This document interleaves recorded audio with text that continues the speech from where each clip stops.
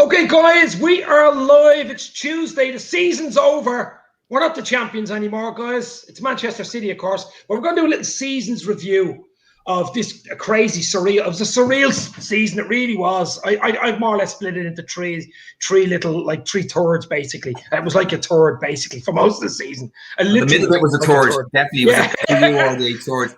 Yeah, exactly. So we're going to have a chat about that. We're going to talk about transfers. Anything goes, really. We're going to chat about the Reds, and I'm delighted to have two legends on with me. Keith Hanley, as usual, at Ethan Ryan on Twitter, and Jack Mack LFC. Keith and Jack, how are you boys? I'm good. I'm good. I'm in good form, to be honest with you. I'm in good form. Great form. It's beautiful out. Absolutely gorgeous here today. So. Oh, it's fucking. It's like Spain. I'm sweating here. I think it could be the Pfizer I got earlier, but I don't know what it is. I'm melting.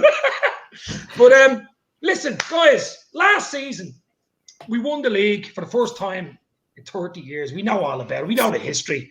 We eventually get over the line. So last August, what was the first game? Was it Leeds and Anfield? Yeah. I think that game, that 4-3 game, was actually a microcosm of the whole season. I mean, we were good going forward in times. We were poor in defence for some of their goals, and we were all over the shop in other ways. And we eventually came out on top, getting a win. So, Jack, we're going to split it into three, as you say, three different parts of the league or the season. I think it's in three bits anyway. The first bit, up until obviously the Everton game in October, we were actually doing okay. What did you think at the start of the season as champions, of course? Yeah, it wasn't too bad. I think. Hello, mum's in the background. I thought the band knew. Yes. Sorry, Dave can tell you off later. Sorry, everyone. Yeah, but yeah, we didn't start off too bad. Obviously, we'll talk about the injuries a bit later, but I think, as expected, as you mentioned there, Dave, the season in which, coming off the back of the season, which we did have, fantastic, phenomenal season, and as you mentioned, the Leeds game, it couldn't have got any. It was an exciting game. It was interesting to see Leeds come into the Premier League and attack Liverpool. Obviously, Rodrigo giving away the penalty the last minutes, really to help Liverpool, mate. But it was up and down. It was a mark. It was the early signs of really Liverpool's potential end of the season. It went on. We played well back end of the season, but it was so up and down in terms of results. Just micro. It was just a small snippet of what was to come, mate. Keith, what do you think to start? Go ahead. Listen, we've all gone in. We all went into this season with a huge amount of hope, I suppose, in terms of being in contention for trophies off the back of what we've done over the last 3 years. I'd even go far as to say we were going in with not just hope, we were going in with expectation that we were going to be there and thereabouts for all the major trophies going into this campaign. And I think everyone started a bit messy, obviously, with no fans in and trying to figure it out. There wasn't really anybody who kind of really came out of the blocks. We were there or thereabouts. We were certainly there or thereabouts up till the Everton game. I'm not going to jump too far ahead. I know we're going to deal with that, but even after the Everton game, we went on a decent run and won a lot of football games. So, so I think in terms of what everyone has to do, and even with the few injuries that started to stack up relatively early into the season, but by September, October, we were starting to rack them up quite significantly. There was still we'd still started the season, I think, pretty much okay, and probably started the season better than our nearest rival, what we thought was going to be our nearest rival, for the league. So, Jesus, we started well, but I think everybody going into this campaign, and it's the first time any of us have done it, and maybe, I don't know, in lots of years, we're actually going in kind of going, do you know what, if we turn up 75 to 80% compared to what everybody else is doing, we've probably got a league. We've probably got a league, or we're going to be thereabouts in the shake-up, and look what happened afterwards. But the rest is history, basically. Yeah.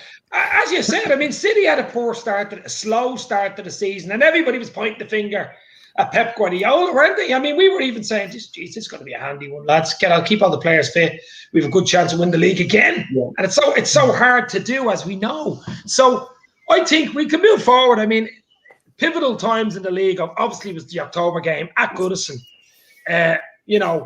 Going into the derby, they hadn't beaten us in fucking a million years. I just think going into that game, I think we played well in that game. We actually should have won the game. We know what happened at the end. But Van Dijk and Thiago, the spine out of the team, basically being ripped out of the team.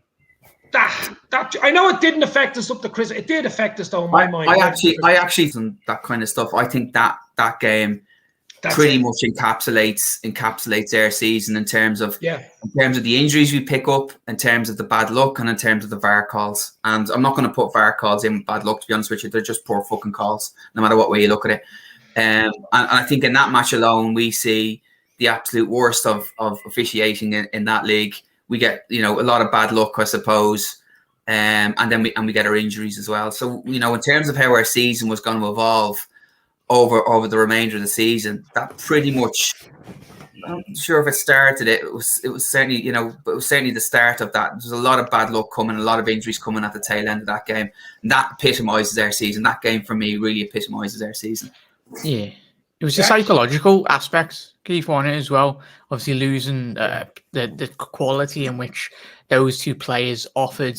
Obviously, Thiago coming off the back of what he'd done in the Champions League for Bayern a couple of months prior. It was. I'm just looking at the results here, lads. Obviously, we started off in the Leeds game, and we went to that Chelsea game, 1-2-0, fantastic results at the Bridge. And obviously, with the Lincoln won the 7-2 win, and the Arsenal won 3-1. And then in terms of Carabao Cup, the Arsenal beat us at home anyway. And then it went into the Aston Villa defeat, and then it was the Everton game in which we did lose those two.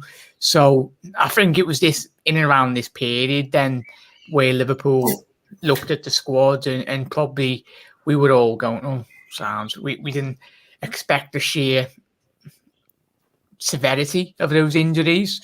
I think obviously the week later we found out how badly injured Virgil van Dijk was, and I know all the Ev fans love to take the mickey, but it was an assault on both of the players anyway. And then obviously Gomez, I think it was in and around that time, or probably a bit later, that Joe got injured, and then obviously Matip was in and out of the team as well. So, and then a correlation, we had to, we'll talk about January time as well, mate, but then you're heavily reliant on two young players. So you had the Everton game, and then we went into the Ajax game. Reece was playing centre-back, one of his very first appearances at the back for Liverpool in that Ajax win. And then the Sheffield game, just looking at the results here. So it wasn't too bad. We got a bit of a run after that. We got a bit of a run after Everton. We win a lot of football games. And right the way up to Christmas, and just after Christmas, we're winning a lot of football games to a point where we get ourselves into top of the league. I think City, with their games in hand, are still probably there or thereabouts on us, to be honest with you. They haven't gone away. But, we're top of the league at Christmas, and we're top of the league going into the new year. So, but as we all know now, it was literally just paping over some huge blocks, and it didn't take an awful lot for us to crumble for a period of time. And that period of time, which, when you look back on it, it's not a huge amount of time. It's a series of poor results over the space of 6 weeks or so, with other bits and pieces going in and out, maybe less, where everything falls apart. And then obviously none of us are going to, and I'm assuming, but I think none of us are going to sit here tonight and talk about how we could have done this or could have done a bit better or whatever else it is. I think the team have absolutely handled what they've been dealt amazingly well, and going around where we were, and to finish the way we were with 8 wins out of 10 and no defeats in 10 games, which is effectively a quarter of a season, was an absolute phenomenal result, to get us to where we are. And I think we're all kind of happy enough to finish third and have Champions League football, but I'm probably jumping ahead though. No, you're okay. But as I said, when in my mind, when Van Dijk and Thiago got injured, then Gomez got injured, I think in November away on duty with England, training, he got injured for England. My eyes were, let's get to January. Let's just be in around the top, even a few points off the top. Give us a chance, get the window in January and try fill in the gaps. But to be honest, lads, we didn't really fill in the gaps. We brought in Ben Davies, who we've never seen, and we brought in Kabak, who we're not taking, actually, even though we did okay, but we just didn't address the issue. And I think we left ourselves open. And of course, in January, late January, February, we lost 6 games at home in a row. I mean, it was that killed us. And that I thought that was us gone. No Champions League. That's it. It was a surreal experience because we as Liverpool fans have been very fortunate that we're just so used to winning. And I think it was reality shock that these Liverpool players have more or less had it the right way every single week for the 2 seasons prior. They were like, whoa, I think they would have learned so much this season from one another, and as a team collective, you probably learned the most in life and in terms of football and results in adversity, really. I think going into next season, Jurgen, it was a very big disappointment from FSG's hand as well. It took publicly Jurgen Klopp to out FSG with 2 days to go in the transfer window, and you went, shit, we need to back him, otherwise we'll be in the mare with Jurgen. And this season, this window is so pivotal as well, but we'll learn a lot. I think Jurgen's going to be putting us in a position where we're not heavily reliant on youngsters. You know, Nat and Reece done great. Obviously, Nat's 23, 24 years old, a lot more experienced than Reece, but the fact that we heavily relied our whole campaign on a 20-year-old centre-back and then bringing in one from a relegation-threatened Bundesliga side just shows and highlights a lot what was wrong with Liverpool in terms of recruitment aspect. I think this season, with Konate coming in, we cannot allow ourselves to be so relaxed in a window and then just expect and put a lot of, don't get me wrong, Reece as well. He comes to the occasion. Trent's very much a freak in terms of football and ability. He's come through the ranks and he's got a lot of quality. But Curtis Jones, he's got a great player, a lot of potential. But if you're not replacing Gino and Alden and then you're putting a lot of pressure on Curtis Jones for next season to challenge for a league title and a potential European Cup, then it's going to be very interesting. Yeah, we'll talk about transfers. I think that's gone forward a bit much because we're still only in January, February, and I mean Liverpool for me. The podcast, Keith, we've been doing them, Jack, as well. I mean, we thought we were fucked, basically, didn't we, guys? Come on, there's always a chance with Liverpool they're going to pull it out of fire. There's always a chance. I even said it in a few of them. You just don't know with them. Even though I wrote us off, I think after the Newcastle game when they drew 1-1 late. I said, that's it. I think it's gone. I think top 4 is gone. But the last sentence I said was, you just never know, which you just don't know with Liverpool.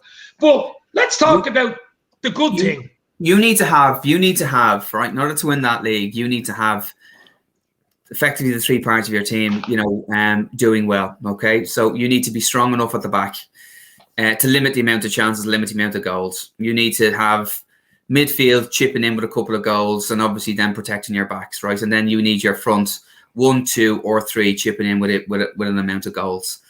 And I think over the past 3 seasons, we've had absolutely the 3 of them working in perfect harmony, to be honest with you, and it got us to where it got us.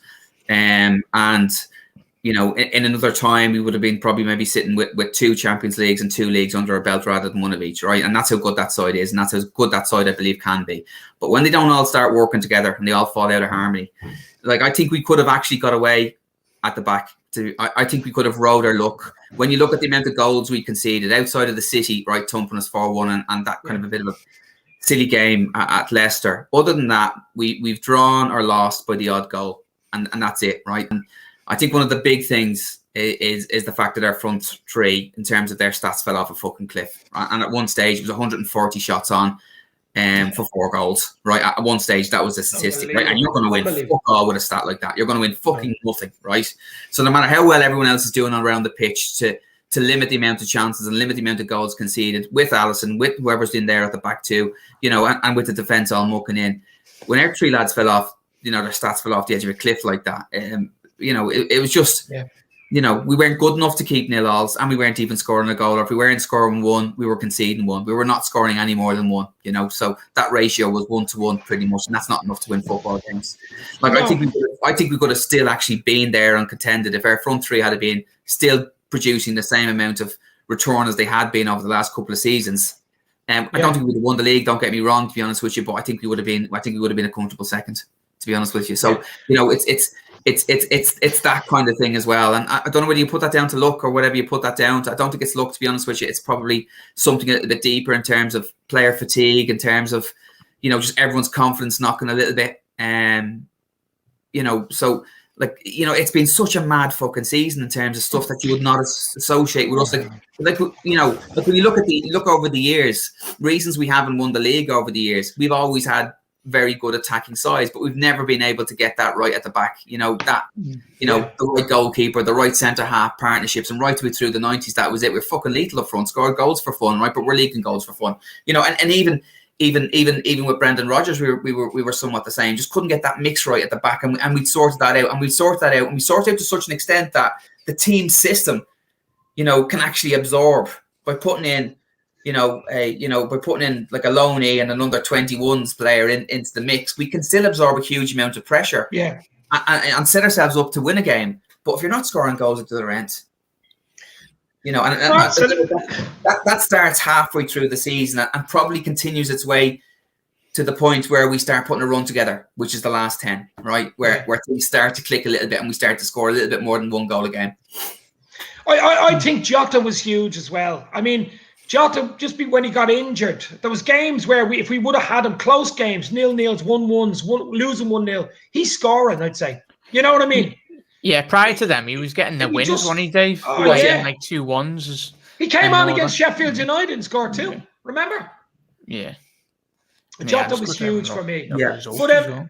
He came back then after that injury. It didn't just happen for him as much as it was beforehand. So that took, and I think he was being moved around positionally. To be honest with you, he was being moved around, so he wasn't in the same kind of position he was previously. He was out on the left, or sometimes he was coming on and coming in through the middle. So all of that stuff can't really help, I suppose, to be honest with you. But listen, there was so much wrong, Keith. I mean, you could do a whole podcast on what went wrong. I mean, I'm not even going to. Yeah, we're going to just brush over because the season's over and we know what happened in the end, which was quite good. So let's talk about the last 10 games then, right? We've 10 games to go. I'm going to ask the two of you guys. I know we did podcasts and we've talked about it in the last 10 games, but did you seriously think in the last 10 we'd get top 4? Keith?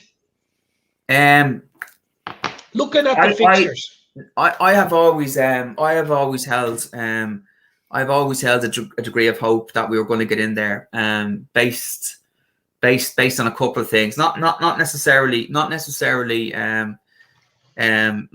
the fact that teams around us were going for silverware, but the fact that there was a lot of games against each other always gave us a chance. My big concern wasn't necessarily that the window would open for us; it was whether or not we could grasp the opportunity and whether we could string a series of wins together.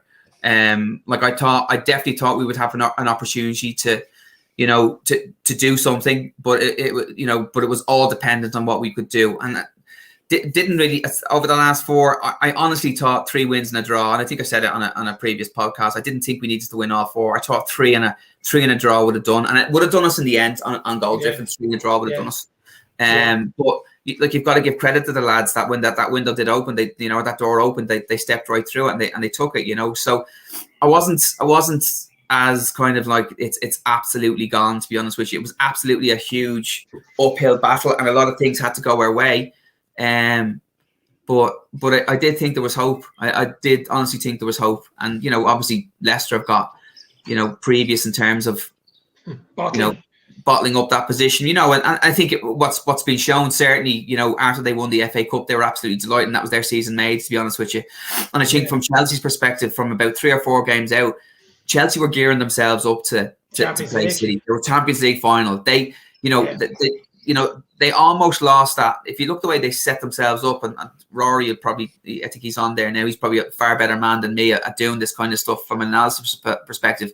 But Chelsea, to me, looked like they set themselves up for that game and practiced the way they were going to set themselves up for that game, about 3 or 4 games out, and as a result of that, they had the result against Aston Villa. They lost the FA Cup final, but they had a system going into play against City, right?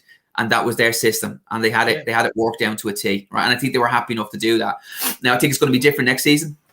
I think a lot of teams are going to play low block against them. I think it's going to be a different ball game for them. But I think with that going on, with the silverware, with a couple of teams playing against each other, I thought it was always there for us. But, we had to do, and we hadn't strung 3 wins on the trot or 4 wins on the trot pretty much. That's what worried me. That's what worried me. Yeah.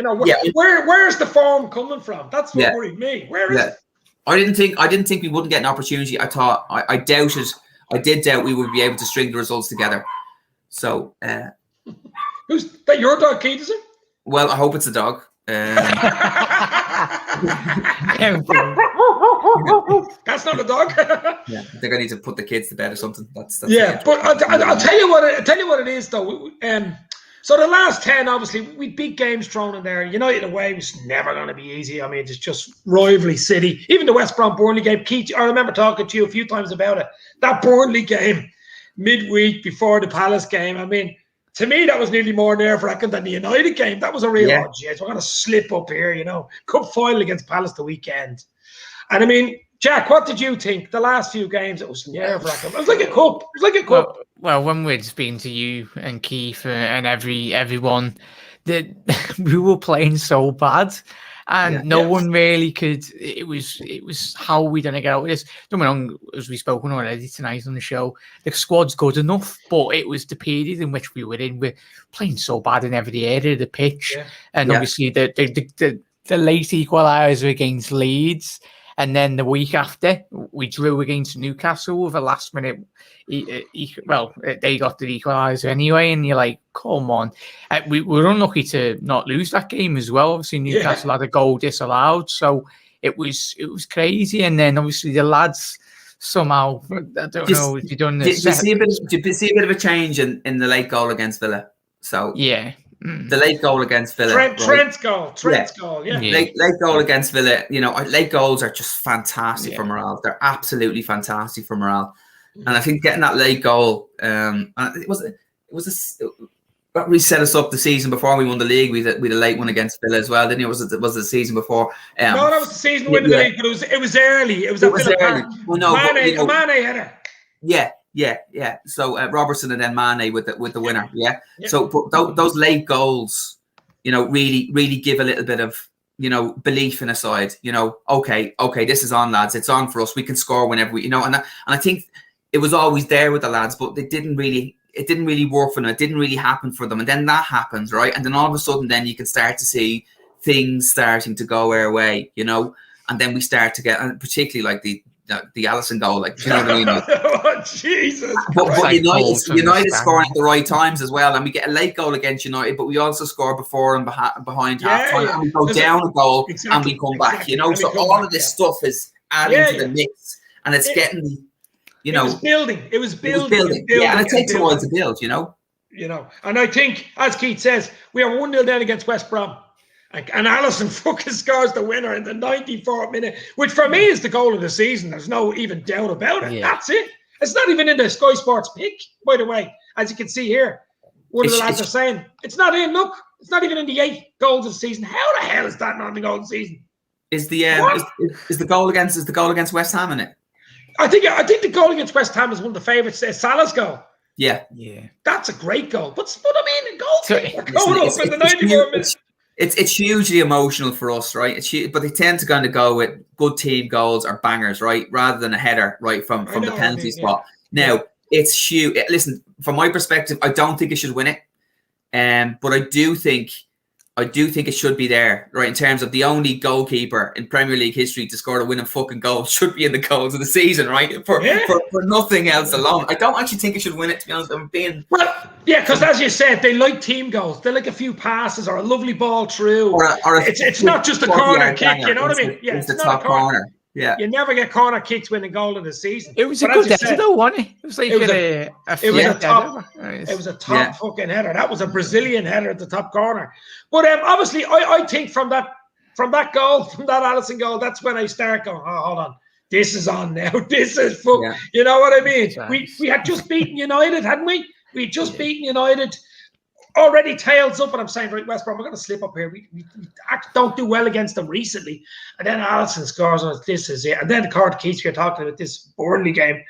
Then again, down to the Palace, and Palace wasn't bad at all. Although they had an early chance, it might have been different, but I still think we would have got over the line anyway.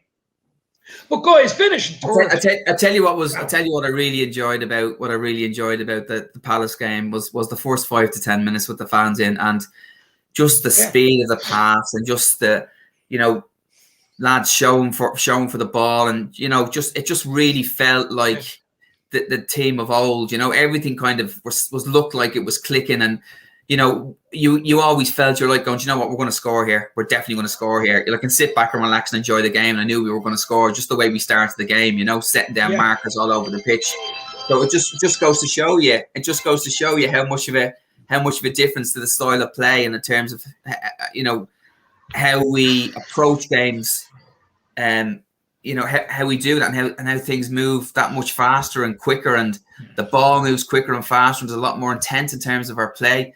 When we've got fans in, so those, you know, that run into the end of the season and that game, and the difference the fans looked like it made, would fill me with a huge amount of confidence going into next season that we are going to be there or thereabouts for silverware. So what do you think of Ibrahima Kanat, who signed the other day? What do you think, Keith? I haven't talked to you since he signed. What do you think? It's a good signing? I do. I would have the only slight concern I have is his age, if I'm being honest for you, in that position. I think he should still have a huge amount to learn.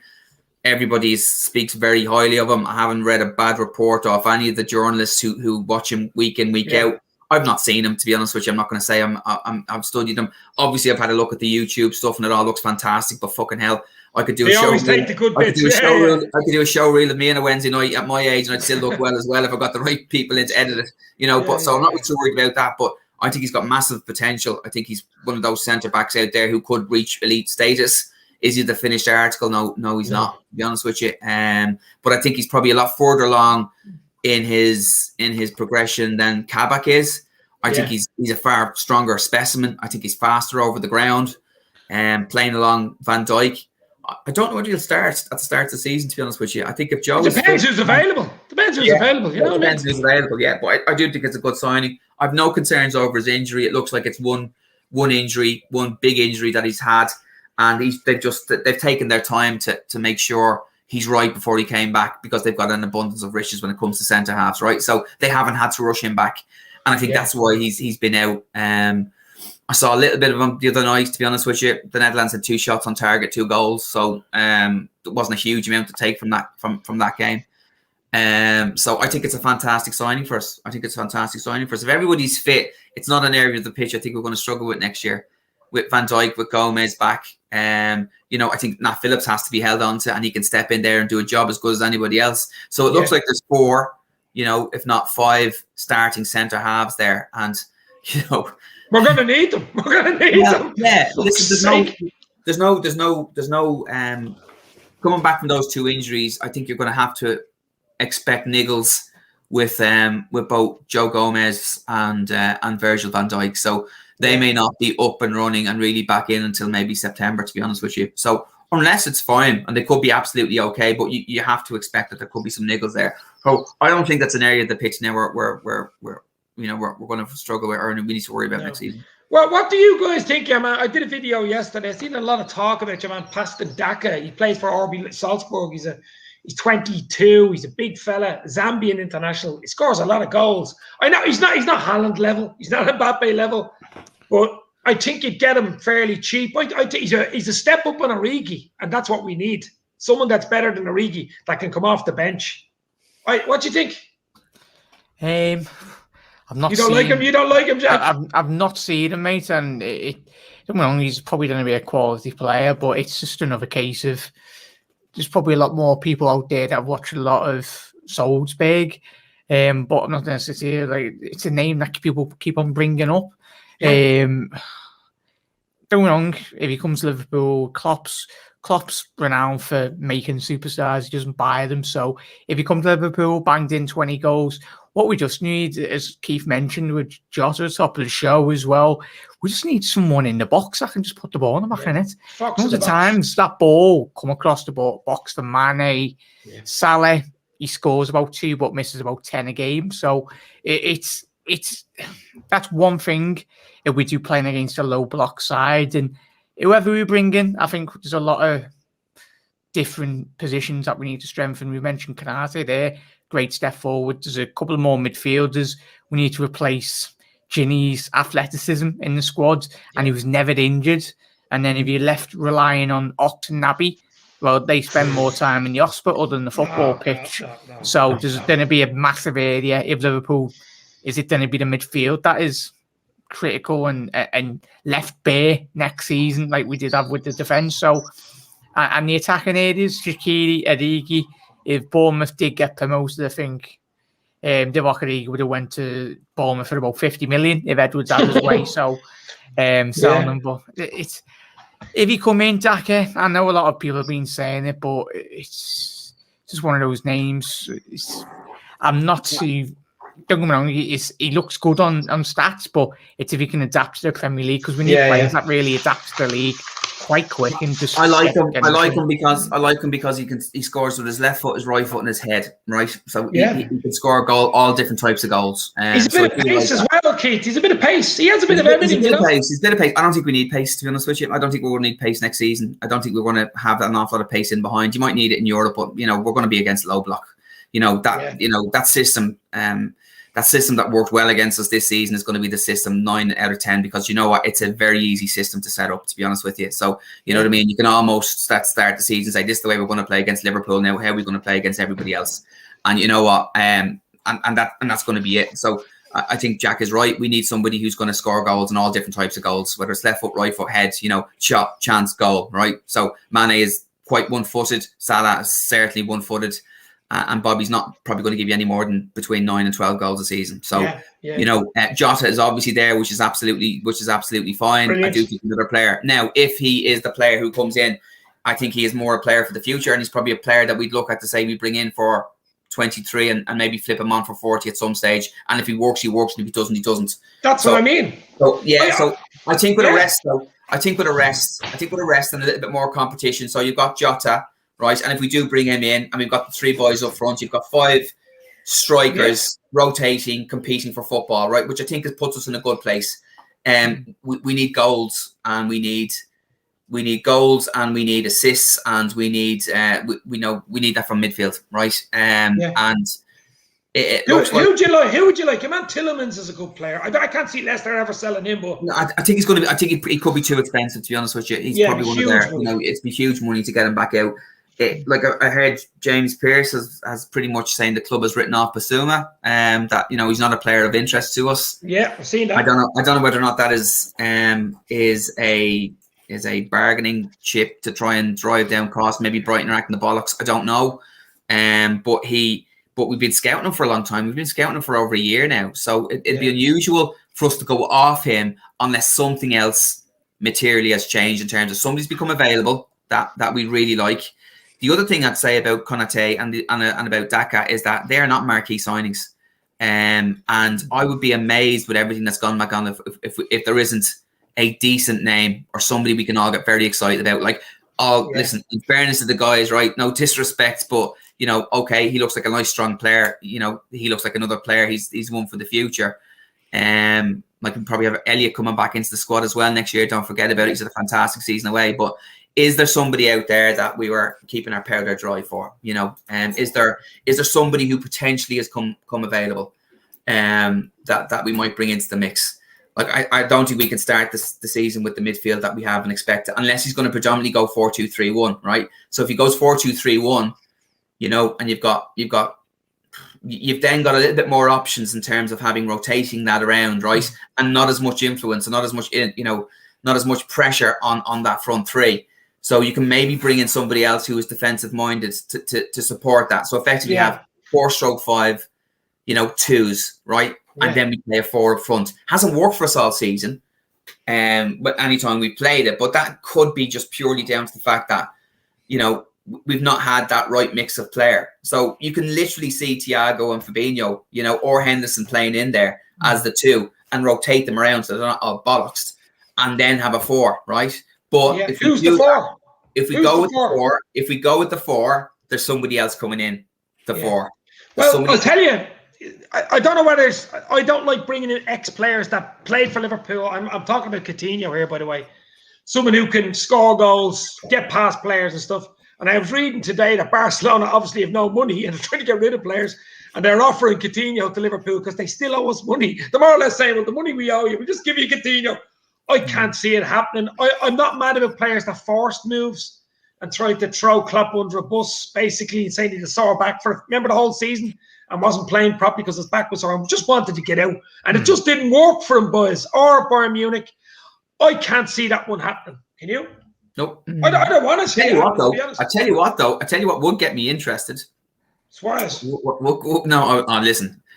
You know where I stand on that, and to be honest with you, for a season as a forward, that's fucking point your hand off. It won't. Worse. He fucking bit his way out of the club. I know. He fucking bit his way out of the club. I know, yeah. He gave lads rabies. He gave lads rabies. Is that Suarez then, Dave? That's Suarez signing his contract. But taking Coutinho on loan for a season, paying half his wages, with an option to buy, with them that's interesting to me, right? If you do that, because then you can have a look at him, with no option to buy. But like Barcelona aren't going to do a deal like that for Coutinho, and I think the stature of our club is that we're not going to take anyone. We're not going to take anyone back in from that perspective. So I think we need to be. But listen, you never know. Post-COVID world, something crazy like that could happen. But in all things being equal, he doesn't come back to Liverpool, and all things being equal, Suarez doesn't come back to Liverpool either. So no.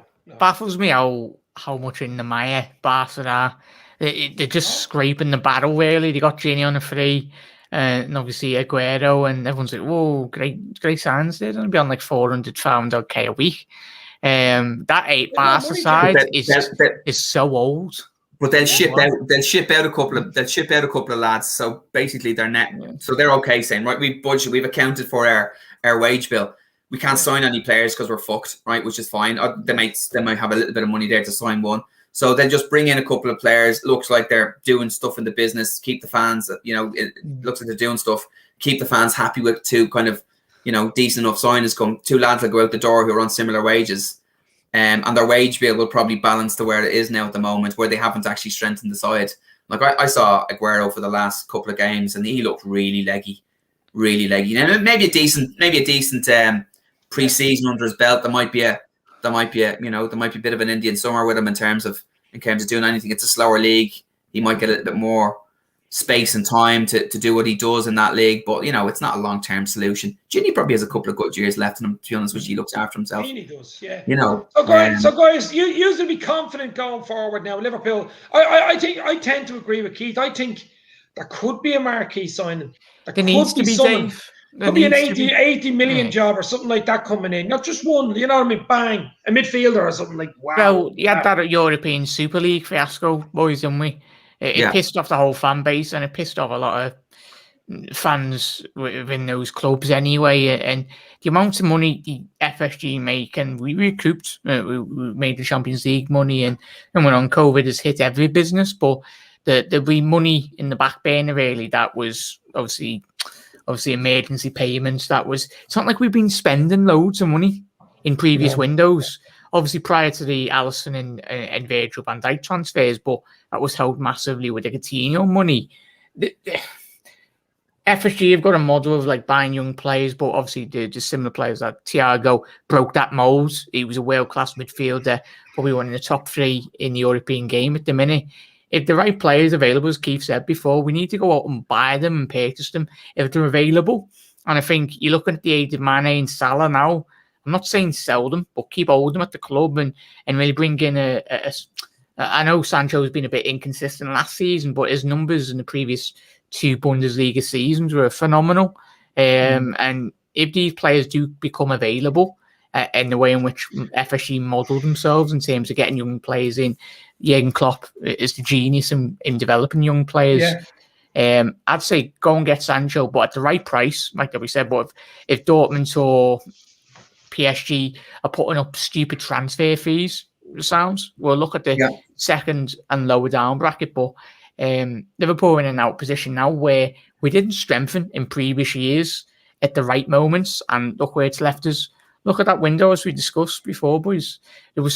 Our defence was crying out for a bit more cover, like world-class cover. Because if you strip Van Dijk out of that defence and Kanate and Gomez, you've got absolutely no cover. The great sides in Europe have, well, when you've looked on top, have always had great squad depth. City, they could win the league with their second team, and that's just where we need to try and at least bridge the gap in that area. Well, they can't win the European Cup with the first team. But anyway, here's the thing as well, guys. Liverpool, obviously, we're all looking forward to it. A good summer. I think FSG will step up to the plate. I think they've no choice, but they've got to do something this summer. I've always said this was going to be a big summer. Even last year I said it. This is the big summer. So let FSG take the checkbook out. But before I go, it's an infamous day, 1st of June. You know what I'm going to talk about now for the last 10 minutes. Keith and Jack, this day 2 years ago, we were getting ready. Actually, we were a few minutes into it. Liverpool played. We were 1-0 up. We were 1-0 up already. At the penalty as well. And Keith, out of the three of us, was actually in the fucking ground in Madrid. So I know, the lucky bastard. I just want to get a little sense of. Right place, right time. So go on. What did you think? Well, that was some day, Keith. Do you know what? It was a whirlwind day because I had to do we had to do the in and out and the out, so we couldn't get accommodation. By the time the tickets came through, it was so late in the day that we flew in. So we were up at Dublin Airport at 6 o'clock in the morning on a flight into Madrid, on the sauce, straight away. Flew into Madrid, then got into the city, and then a couple of lads were picking up their tickets, so got all of that kind of stuff boxed off. And then just mingled for loads of hours, and then just didn't realise the time and how to get themselves to the stadium. The stadium was a good bit outside. Outside Madrid, but it was just it like even just seeing the Spurs fans over there, like, because I don't know, they're not used to it, but it's so fucking different. It's the difference in terms of what Liverpool Football Club fan base, what we bring to finals as a fan base. There's fucking nobody else who does anything like it. It's just phenomenal. See, we I suppose we get it because it's very similar to what we used to do with Ireland, when Ireland were doing very well in the late 80s, mid 90s. It was the same vibe in Dublin when our Irish team was doing well, right? And it's the same thing with Liverpool. Yeah. Loads of Scousers and Irish and all there together, just mingling, having the crack, no shite, no bollocks, no fighting, none of that stuff, singing songs, enjoying it, everywhere you look, smiles on people's faces, and then you get into the ground and all you can hear is Reds. You can't hear anybody else, you can't hear the Spurs fans. It's just amazing. And then to win it, and just the outpouring of emotion. Like, I was fucking bawling. I was literally bawling, and I was turned around and I was just looking at everybody's face, tears streaming down my face, and there's Vladimir Smicer looking at me, right, doing this, and I'm I've probably still got a few on me, so the only thing I can think of doing is doing this, and I blew him a kiss and turned back around and went, "You fucking idiot." Well, listen, as you said, and then off to the airport and back at the plane and back into Dublin. Then I was back in Dublin at 6 o'clock, so it was literally 24 hours. You would have loved to stay tonight. I'd say you would have loved to stay tonight, wouldn't you, Keith? You would have loved to stay. You would have loved to stay tonight. I would have, I would have. Oh, yeah. But listen, it was just fantastic. It's just a fantastic occasion to be able to go to a game like that.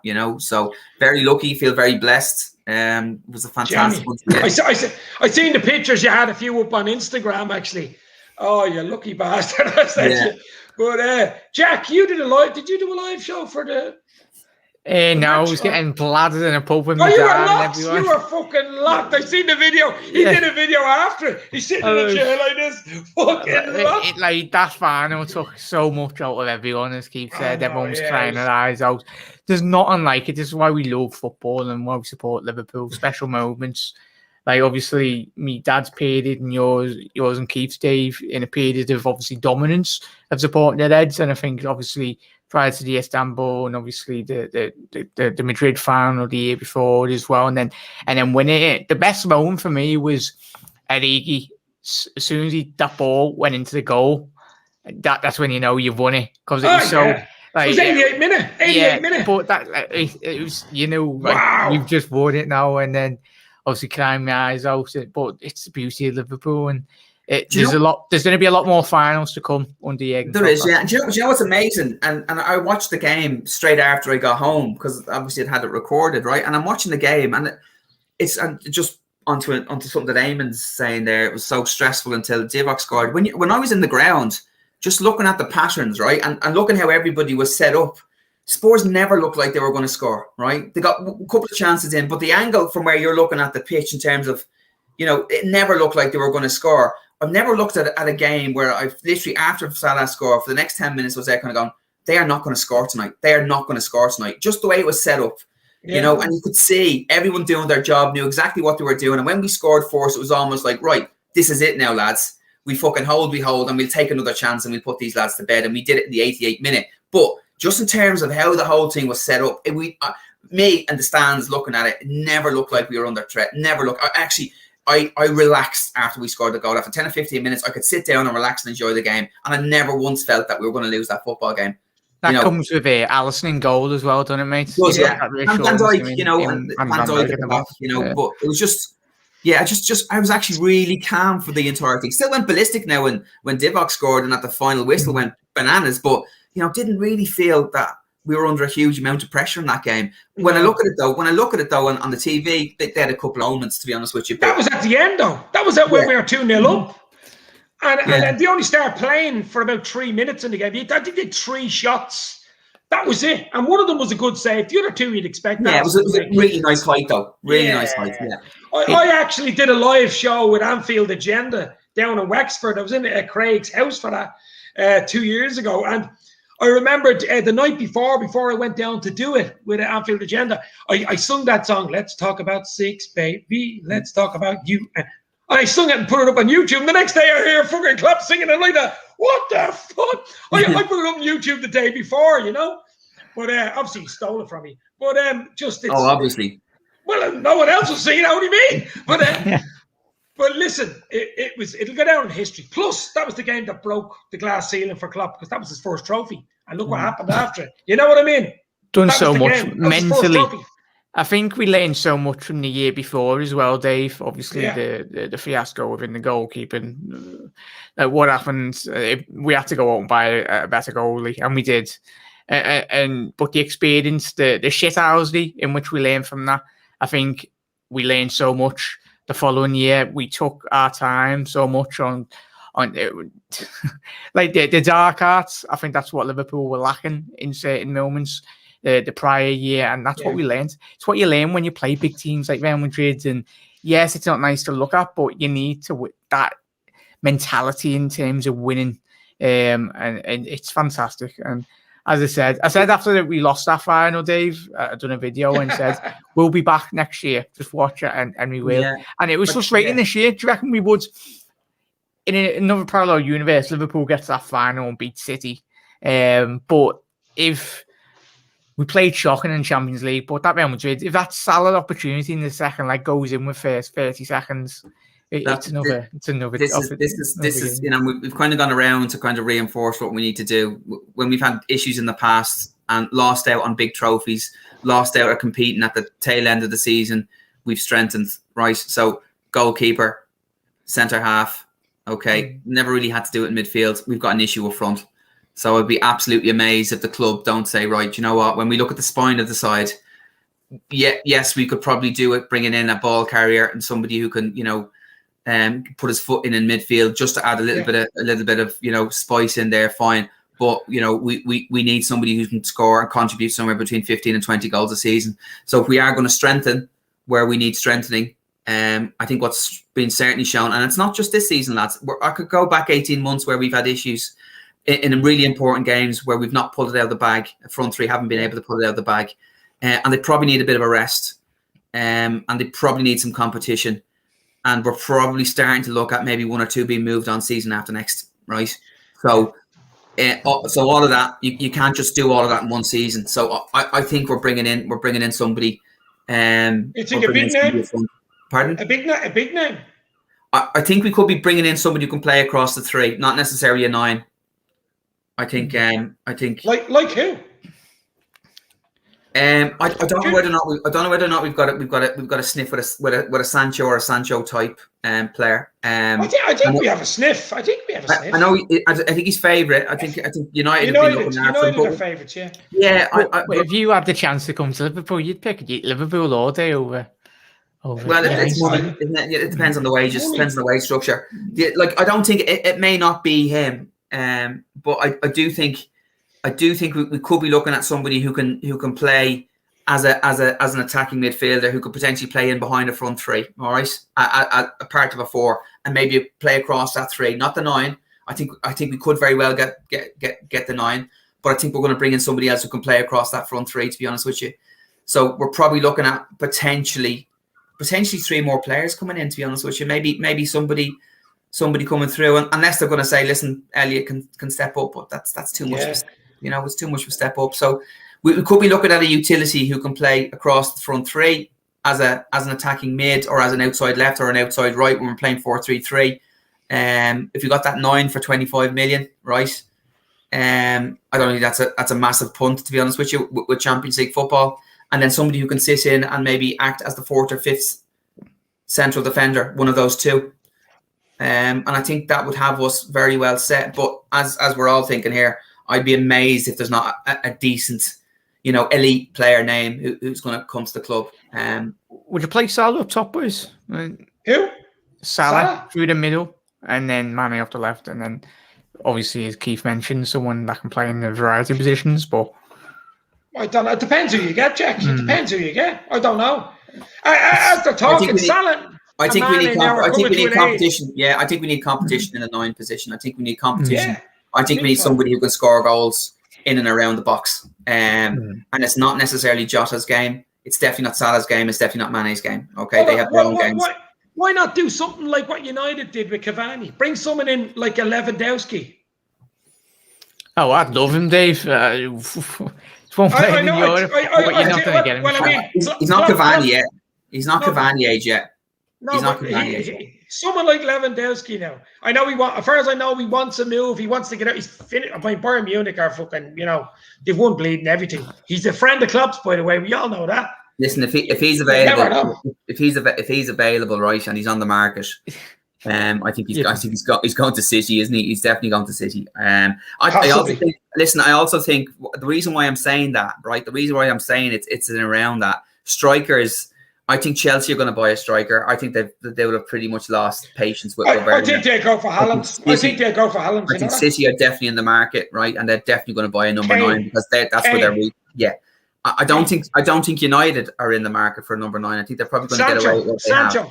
They're going for Sancho. So Sancho United. Listen, to be honest with you, if they buy Sancho, it doesn't do anything to improve their central mid situation, and it does nothing to improve their centre half situation. Yeah, so you're almost like just putting in another striker, but they're still going to concede goals, and then you can mark them out again. So like it's nothing. So if they do that, and that's all their money, I don't think they have any money for anything else. I think they might be looking elsewhere. So I think there could be a Sancho. I don't know whether Bellingham is too young, whether he needs another season there. He's another one. Young. He's too young. I love him as a player, though. Like, I just wish we bought him from Birmingham. Like, I was like, it's not that I watched him, but the way in which he's adapted to the Bundesliga, there's such a young lad, and obviously he's going away with England. It's so scary how confident some players, similar to Trent, that they don't look out of place. Trent got in. He got into the England squad about a few hours ago. So yeah. But to be honest, he's going to be a talent. I didn't even want Trent. I know Trent wanted to go away with England. Of course he did. But as a Liverpool fan, I wanted Trent to have a rest. But yourself. I actually think it'd be very good for his development, to be honest with you. As long as he doesn't get absolutely injured, I think it's good. I think he's young enough to be able to do it and come back and get a good pre-season. He's got no pre-season under his belt. Injured, COVID, none of that stuff. So I think this would be good for him, to be honest with you. And as long as he comes back relatively fit and is able to do a proper pre-season, I think it will stand him in good stead. I'm not worried about it. I'm more worried about Henderson, to be honest with you. Yeah. Henderson would be an issue, yeah. The only thing, the good thing you could take about Trent going away to England is his confidence. That Southgate had the confidence to pick him, and that would give Trent confidence. If he would have been left out, he might have been a bit sulky, I think it's probably more to do with backlash with him potentially leaving him out, to be honest with you. So I don't think he had the bottle, did he, Southgate? No. He didn't. Yeah. He hasn't had the bottle to follow through his convictions. I think he's put a lot of stuff out there to see how it floats, to be honest with you. And there's been such a backlash from pretty much anybody who knows anything about football that he's gone, you know what, we're going to have to include him. So, lads, I'm going to have to shoot off. So, fair play, Keith. We're not going to stay on for a few more minutes anyway. Keith, we'll do another one soon, yeah? No problem. We'll talk to you soon, lads. Great chatting to you. Soon, talk to you soon, lads. See you, Keith. Cheers. Right. Right, Jackie boy, we stay on for another few minutes. Just the two of us. How was it even a debate for Trent to go to the Euros? Well, I mean, he's a lot of players to pick from, doesn't he? I mean, he doesn't look at it. Unbelievable, like. Even my mum's like, how's Trent not getting picked? She watched Liverpool here and there, but to the extent of which all of us watched it, Ed, she was like, surely Trent can't be getting missed out. But it'd be interesting to see if Gareth does utilise him in the midfield, and it baffled me on Sky Sports yesterday. Everyone that we were watching, I just nearly fell off my chair. They were like, "Oh, Trippier's won La Liga. Obviously, Reece James won the Champions League." I'm like, "Wait, what? Hang on, are we living in another parallel universe? Trent's won both for them, and just because Trent has had not a bad season, but in terms of numbers, he still produced better in terms of creative wise going forwards. And obviously Trent in the previous years, it's like Trent's gone to sleep, or we've all Liverpool fans and everyone's gone to sleep and then woke up and everyone's forgot like the quality in which Trent offers. It won't surprise me if England go with 5 at the back and then play with Declan Rice and Jordan Henderson midfield. It's the most, even though we've got, as much as rivalry aside, Foden and Mason Mount, 2 of England's best, and Sancho as well. There's so much creativity and flair within that team, but yet we'll play 5 at the back and then just defend for our lives. Yeah. Rory Fitz agrees with you there on the 9. I think Mo and Jota will be options on a wider player identified to buy in. I think it's going to be a very interesting summer, Jack, to be fair. I mean in the transfer window. I mean, it finished lovely for us, top 3. I mean, it's really taken a lot of pressure off us. It's given us something to smile about with coronavirus still in the air. Got me first Pfizer jab today into the arm, baby. And so, I looking forward to June and July. I don't know what type of pre-season there'll be. I think it'll be a truncated. It'd be local, like lower league, Tranmere Rovers and all this type of thing. I can't see them flying away, to be fair. They might do a camp in France or a camp in Portugal, a 10-day camp, a warm weather camp. It's probably warm in England anyway, but they always do that. But I can't see them doing that in spectacular like a US or an Asian. They have to be a year in advance anyway. They have to be sorted a year in advance. But it really is going to be an interesting summer. We've the Euros to look forward to. Do you know the start date for the Euros, do you? When it starts? About 10th, 11th. That's why I enjoy it, because my birthday's on the 13th of June. Obviously, Copa America. Everyone, if you're wondering when that's down, the 13th of June. So it's only so good because obviously, if you can book time off, there's literally going to be full days of footy. At 2 o'clock in the morning, and then you go for your whole day. And a few fans will be at it as well, won't they, to give it a bit of atmosphere? Yeah, Cedric Lopez, waistcoat fraud. Cedric, I fully agree with that. Sponsored by M&S, probably, yeah. As Anfield Lark has said, maybe a tour of Wales, Scotland. They might even come over to Ireland. You never know. That'd be nice. Yeah. Listen, we'll see. It's going to be it's going to be a good summer. I think it's going to be a lot more. It's going to be a lot more movement than there was last summer because of COVID and stuff. I think they could see the light at the end of the tunnel. Hopefully, with fans coming back and stuff like that. And I think it's going to be an interesting summer. I really do. All the top teams are going to do something. They have to do something. I think every team will, Dave, as well, won't they? So that's, as you mentioned, Liverpool can't allow themselves to stand still. There's money in the bank, and I'm not going to believe this nonsense. FSG have triggered the whole fan base into it, and there's no better way. Football fans, we're all fickle. We all buy into this notion of, we sign players now, but obviously we won't forget what FSG have done, but they make mistakes like a lot of people in life, and it's to whether they can learn from these mistakes and actually do the job properly. But that's where I think a marquee signing comes in. Do you not think? Yeah, just to smooth the bleeding waters, there's no better way to appease fans with transfers. Bring a big name, a 70, 80 pound million player like a Fabinho that came in out of the blue type of thing. Who? Where's Fabinho? Just arriving in the jet the night before. Nothing said about it. What? Not that even many people knew about him, to be fair. I mean, I knew he played for Monaco and he was a Brazilian international, but I didn't think he was that good. Did you? Michael Edwards, masterclass, mate. I think it's going to be similar to when we signed Jota. Obviously, there was slight rumours going around, but I think the way in which Liverpool acted, and I'm hoping this is the case, the way we've done it with Canate, straight, bang, bang, bang, get the player in, get him in, go send him on holiday for a couple of weeks if he hasn't gone on international duty with his potential team anyway, and get him in pre-season and then get him integrated into the squad. Because I think the quicker Liverpool get the players in, obviously the more time Klopp's got in terms of, because managers go on, harp on about it so much, but it is so integral in terms of any potential plans. I think last season it showed for not just City, but for Liverpool and loads of clubs around Europe. He starts off so bad, a load of the teams. You look like the Barca's, the Reals, the PSGs, all these teams played so bad at the beginning of the season. They obviously grew into them, and a couple of them missed out on obviously the big prizes at the end of the season. Tommy C says, Big Sam, Hodgson, Southgate, McLaren. Who picks these managers? Stevie Wonder. It's mad. It's mad. So I mean, Dave, obviously you support Ireland and that, but Ireland have such a bad team. I mean, really, we just don't have the players, Jack, like we used to have. Yeah. And a lot of them used to be from England back in the 80s, like John Aldridge and McIntyre. Was it Declan Rice that changed his nationality? Grealish and Declan Rice both changed. Grealish both played for Ireland under 21s. But Grealish's parents were English, obviously. I think his granddad was Irish, something like that. But he was ready to play for Ireland, but he was up to under 21, and then he just opted. He was being picked in the team for the senior, but he had to make his mind up. And then Southgate had a meeting with him, and the rest is history on that one. Same with Declan Rice. Jesus, Ireland could have done with those two. Yeah, no, that would have been a huge plus. And it's mad, even when we had Gerrard, Scholes and Lampard, I didn't give two hoots about England, but it frustrates me when you've got players of that ability within your squad and you're not utilising them so in the right areas. Like the fact, don't get me wrong, we shouldn't be talking about picking 4 right backs in a squad. It screams to me 5 at the back, obviously played 2 wing backs. But there's the depth of quality within this England squad.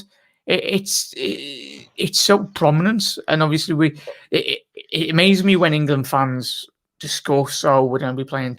It's like almost a notion of, we're going to be defensive minded. Put teams on the back foot and get at them. Everyone's like, we're not going to Trent's defensively liability.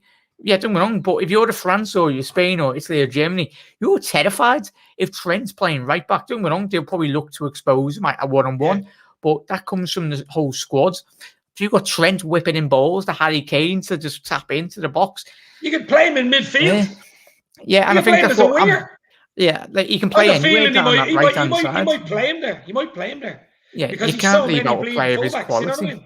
Yeah, and obviously Jane Ward-Prowse anyway, probably being one of the most informed players this season and being left out. I think it was like England picked 5 midfielders and we picked like about 10, 12. It looked like to me about 20 defenders. Are you one of the scousers who don't follow England when they're playing, or don't want England to win and follow Scotland, or are you want England to do well? Yeah, well, screw him. His dad absolutely hates England. I think most of Liverpool does as well. And it just would have smacked belief, and not belief, but just sheer arrogance from England to not select Trent. As Keith mentioned before he shot off, it was the most England thing to do, is to leave Trent out, obviously, for the club in which he represents, Liverpool. And obviously there's this anti-England notion within Liverpool, and obviously for the whole of the UK. We don't really like England, but for me, I'm speaking from my own personal point of view, if they go into the tournament, great, but at the end of the day, Liverpool's the most important thing. Liverpool Football Club means loads of people around the world as well, but and the people within the city. So as long as they come back fully fit, I'm not asked as long as they are safe and wrapped up in cotton wool. But I'm just hoping Henderson doesn't go away, Dave, and just he gets absolutely wrecked in terms of just playing every single game. If there was ever a season where we needed players not to be in tournaments, it was this bloody season for them to have a rest, wasn't it? Like for this season, the Olympics, and the possibility Salah. I know the Olympics is whether it goes ahead or not, we don't know, and all this. But I mean, if Salah goes away with Egypt for the under 21 Olympic team or whatever it is, under 23 Olympic team, that's just ridiculous. He's going because of his name. You know, I think I looked on that. I think the clubs do have the power to say no. Obviously, it will be interesting to see if Salah actually wants to go himself. But I think on that case, the clubs around Europe do have a big of a say. Obviously, it's a bit different when they go away in terms of international teams, mate. But yeah, I'm excited. But Southgate will go out and say he's building for the 2030 World Cup when he loses. I'll tell you, you see Portugal's team. I know they're European champions, but Portugal's team is some team, isn't it? Yeah, I think them and France. I think if anyone beats Holland them are a good side. Holland have a good side. Yeah, I know Van Dijk's not there, but I'm just saying they have a decent side. But I think Portugal, France, I think Germany are hot and cold at the moment. They're not the team they used to be. Joachim Low, obviously, he told us Joachim Love or Low, whatever you want to call it. Look, here's the sniffer. Yeah. I swear he does it on purpose when the camera. He knows when the camera's on. Scratch and sniff. Joachim Low. I'm bad for that. Thank God my live streams don't play out when I'm just playing on my PS. Belgium. Tommy's saying Belgium. Yeah, he's right there. Right side as well. Yeah. Who's in charge of Belgium? Is it Martinez? Martinez.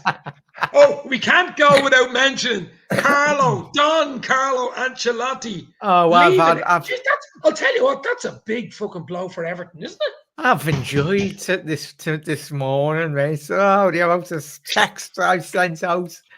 He was talking last week, Big Carlo, about I want to stay at Everton and build a legacy, and then as soon as Real just come in, he was like, "Oh, I'll jump in bed with you," and I'll sod off. But have you seen the names getting linked with Rafa and Gerrard? Apparently, well, I don't know where that rumor come from, but apparently Gerrard told him where to go. If you want to believe I think the only thing that was closed there was Rangers wear a blue jersey as well, and Everton wear a blue jersey. That was the only thing that was there. You know what I mean? No other reason. I can just imagine if they dared at the cheek to ring Gerrard's phone, he'd be telling them. I'll tell you what, I actually feel sorry for him. That's a blow, Jack. Yeah, like it's like if Klopp when disappeared, but obviously he's a lot more loyal than saying Carlo anyway. But it in terms of their project, or as I was speaking to him, calling me, I've made one them up this morning. But as Dave was saying, as I mentioned, he was talking big bollocks all season. Like he said to Lashley from the eyebrow. Look, he told him like 2 weeks ago to all the Everton players. If you don't want to be here, then sod off for the one players that want to play for my club. I love Everton, a fantastic team, Everton. I'm going to Real Madrid. If you had to choose, Reds, imagine you've gone from managing Gylfi Sigurdsson and Tom Davies to managing potentially Luka Modric and Casemiro. You can understand why he's moved anyway, can't you? It's the weather, Jack. Carlo will be able to... you'll be able to get that tan back anyway. Your eyebrow will be going back. Yeah. Classic. But listen, I know we had to finish it on that, Jack, because I couldn't believe. I thought it was a joke, a wind up on air the last night. Been a decent weekend, City losing, and then obviously losing their Messiah. So that's good. Listen, guys, it's been absolutely brilliant. We had Keith on earlier, of course, Jack Mac LFC. Check out Jack on YouTube. As I can see in the comments, most people know you anyway, Jack, at this stage. But we do a lot more videos between now and the start of the season, which is mid-August. I think, when is it? Middle of July, the fixtures come out, or the end of June, I think it is. Yeah, it's usually after the year, like probably after the Euros. Late, about early July, I think. Yeah. Early July, yeah. Are you doing that yourself? Are you going live, or what are you doing? As I mentioned, I don't really care about England, but I'm only probably going to be doing live streams on the England game. just to keep eyes on Trent and Henderson. As long as they finish the full 90 every single match day, I'll be happy. Absolutely. But yes, thank you very much for letting me come on, Dave. I've enjoyed it. Lovely speaking to Keith again. Don't worry, we'll do it again. We're going to do an 80s, 90s podcast. We're going to mix it up. We're going to mix it up, baby. That's what it's all about. Jack Mack, Keith Hanley, all the guys in the chat, the likes of Eamon Kelly, Zachary Lee, Helen Rayball, Rory Fitz, Seamus Moore, who else? Anfield Lark. All of them legends. All legends. Tommy C. Who else have you got? Cedric. Amen. Helen's I think Helen has a season ticket to YouTube channels, I think. That's the thing. She's in every bleeding channel. Nick, Tommy C. Oh, absolute legends. Thank you very much for your comments. You guys make the comments. Hit the like button. Hit the sub button. Hit whatever button you want, boys and girls. I'm out of here. Stay safe. For me and Jack and Keith, this Ciao, everyone. Have a good night.